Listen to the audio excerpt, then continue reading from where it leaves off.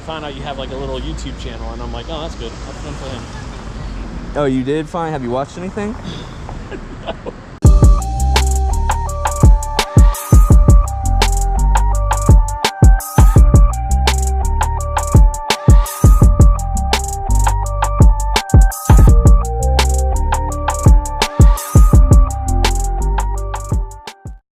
In your 20 years, have you ever been asked to or given an unlawful order from a superior? Nope. Hi, how you doing?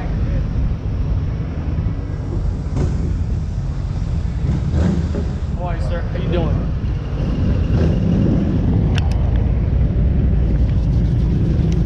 Nope, no one's ever asked me to do anything bad.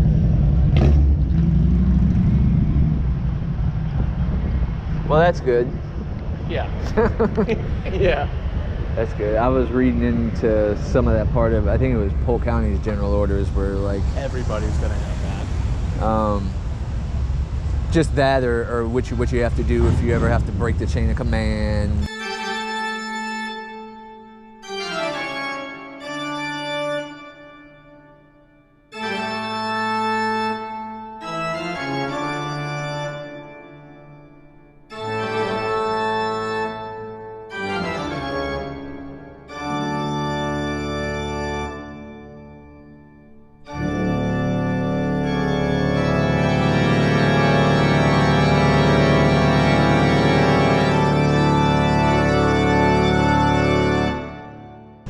An unlawful order and you know it is, whatever, you have the ability to walk away without going, oh, I'm going to get in trouble. Yeah. If I don't do what my sergeant, lieutenant, or the captain, major, whatever says, yeah. You had an IA for a use of force thing in 2018, excessive use of force. I don't think it was sustained.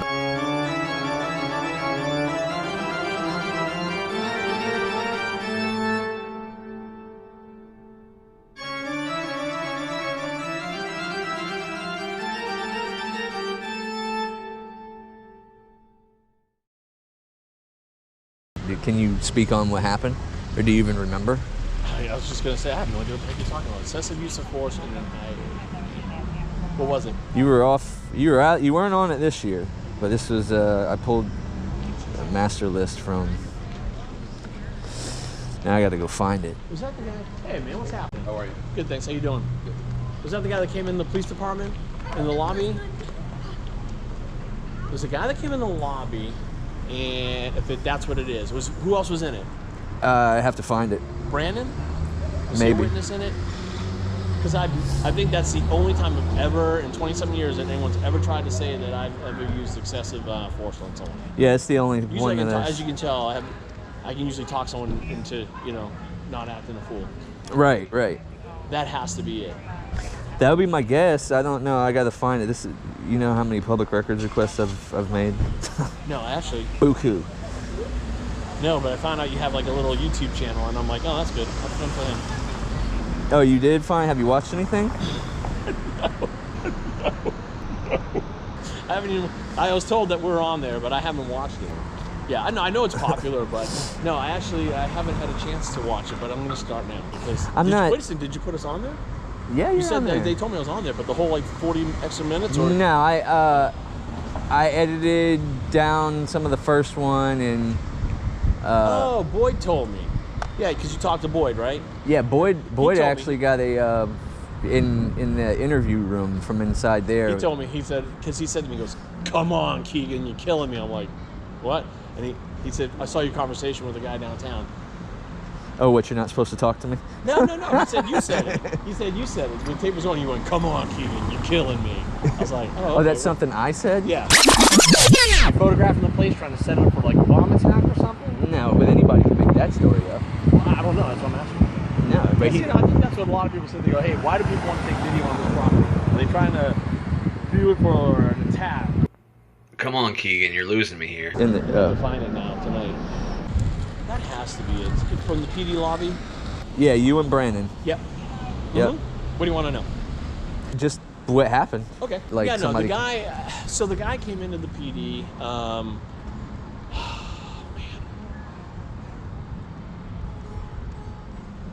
he had some incident with Auburndale, the sheriff's office, where he got brought to the hospital. Came to us for something, and then he kept coming back for different documents that we didn't have. I think, if I remember right, documents we didn't have, and then reports he wanted to file with us. And it just became a regular thing. And I don't know the whole story behind it. Bolton was mostly dealing with him, I think, and/or Rusich was mostly dealing with him. But he wanted to talk to Brandon. If I remember right, he wanted to talk to Brandon, so Brandon came down. He said, I'm going to go talk to him. You know, he keeps calling him or something. So I said, I'll go out there, you know, be a witness, make sure this guy doesn't say anything out of line or Brandon doesn't, just kind of be present. So Brandon has to talk with him, and he says, listen, I'm done. You get your answers, that's that. And he started going to the back door. You know, the records window, the door on the left. Brandon goes to the door on the left. So I'm like, okay, we're done. So I'm walking in there too. So he says something back out to Brandon. Brandon turns around and addresses him. He's going to go back in. And the guy's starting to follow him. I said, you can't go in there. And then he grabs the door. He reaches out and grabs the door with his right hand. So I grab his right hand with my right hand. I grab him at the wrist, kind of like, here, put your hand in. So I grab him at the wrist. I was like, whoa. I said, no, you can't go in there. You can't do that. And I let go of his hand. Well, then he says, I guess in his complaint, he says something about I grabbed his wrist and I twisted it or did something. I left significant bruising. And I'm like, from grabbing him like where you would check a pulse on the wrist. I said, you know what, whatever, who cares? That's fine. You make his complaint, go ahead. He's gonna file it.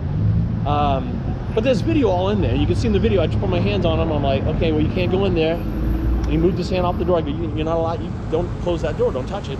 Whatever else I said to him. And that was fine. He was like, okay, and he actually was fine, Mel. And then I was like, that's it. And then he walked out and left, and that was that. Yeah, but he filed the excessive complaint about bruising or something like that, and there was nothing that when he came in, I think Bolton went through all that with him. But yeah, I had just seen you on there, and I was like, wonder what the hell he did. That's it. So you answered it for me. No. LaTanya Harris freaked out on me. Manager? Yeah, she first time I ever went in there, she was like holding the paper in front of her face. When I was in there. Stop. What? May I help you? Yeah, I spoke to. Why are you covering your face? Because I don't want to be on your video. Ma'am, you don't need to hide your face. You work for the public. Yes, sir, but I don't want to be on your video. Oh, that's Okay? crazy. All right. You have a wonderful day. You do the same. Okay, thank you so much. I walked in. She was holding the paper in front of her face and addressing me with the paper in front of her face. Oh, blocking her face? Yeah. Were you like with a camera? Or I was. You know, I had my cell phone. I was recording her, but. Oh. Got another one coming. Filing What's up, her. Chief? Charlie asked me not to take any more. Got one more coming though. Who's that? I'm not telling you. I'll tell you. Who is it? Hold on one second. Yeah.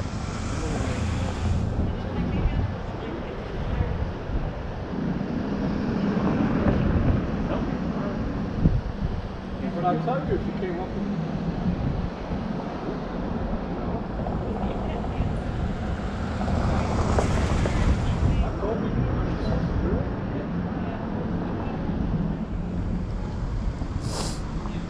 Yeah, so have a good one.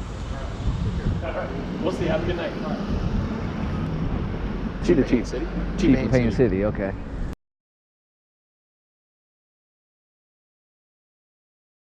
I was like, what's he the chief of? Chief of working out. No, yeah. that part. But I guess, yeah, and you know, she was probably holding that up. I guess people get freaked out by it. You know, when you come up with the video camera, you or anybody else, not just you, just anybody. You come in somewhere with video cameras and people are like, what the heck is going on here, you know? You have a Probably throws them off. It's a misconception. It's the same stuff we were talking about down there. Like, you know, I was speaking with you about the trespasses that I had gotten too. You know, for all I know, I'm still dealing with it the way I'm supposed to, which is just not going back to the places, right? Right.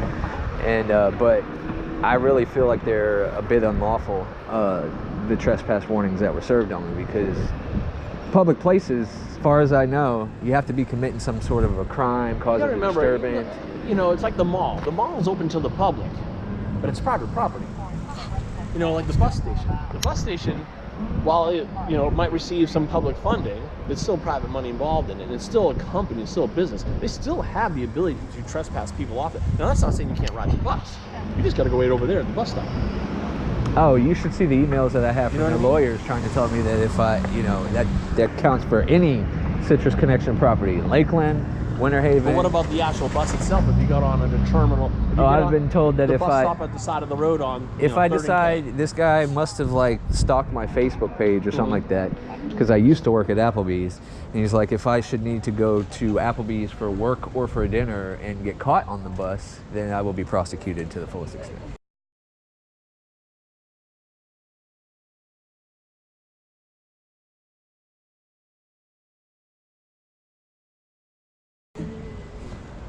So. Well, yeah, I mean, businesses have the ability, you know, to trespass. Even, you know, you can even be trespassed off of public property. You know, you can trespass someone from the police department unless they're there for official business and things along that line. You can get trespassed from it. That's not saying I know you can't have police but there services. usually has to be. That doesn't mean you can't have police services. But I'm saying, there has to be some kind of reason for it. You turn around, you're like, hey, this guy's following me. I'm riding my bike, and this guy tried to run me off the road twice, and now there he is again. And you ride up into the police department like seeking refuge and safety. We're not going to turn around and go, too bad, you know? No, but if I was walking, say if I just went to that bus station and I was wearing a shirt that somebody didn't like, and they said, well, we don't like your shirt there, so you got to leave, and I didn't want to leave. It's no different. This is literally all that was going on while I was down there. I had a camera attached to my chest, and I was walking around, and the security guard didn't like it. and I have the phone call too. The phone call, he goes, well, the operator's like, are you trying to have him trespass? He says, well, if that's what it takes. What are they doing at the location? They're filming without permission. What are they trying to film exactly? They're filming the building, but unless they have permission on our property, they're not allowed to film here. So are you wanting them trespassed? Is that what you're wanting to do, or? If that's what it takes, yes. Nobody was doing anything down there but filming the architecture until he decided to tell us that we have to have written permission to film at the bus station. Here's the other thing you're going to find, and I think we did touch on it a little bit back up when we were sitting up there about the church. I think some places will err on the side of caution when you're looking at public transportation and public, you know, whether it's the train station or the bus stops or the bus stations and stuff like that. Those are mass transit areas that some, you know, feel that they're a higher susceptibility to some kind of terrorism or some kind of, you know, criminal activity that could harm people. And I think people look at it, you know, trespassing. This all happened the week after the week after that stabbing happened in Tampa with their buses down there. That's what, you know, their lawyer was throwing all this stuff in my face, like, well, hopefully you would understand. Well, and there is a statute, there's a section in the trespass statute that deals with certain, like, it's been forever. It deals with something about military bases and other locations. I can't remember what the heck's in there. But there's like another one for schools, you know, for public schools. Right. Trespassing on public schools and stuff along that line. It just seems a bit much for them to violate my right to travel for filming in public. So you must be talking about upon grounds or facilities of a school, because they have 81008, 81009. That's structure or conveyance or property other than a structure or conveyance.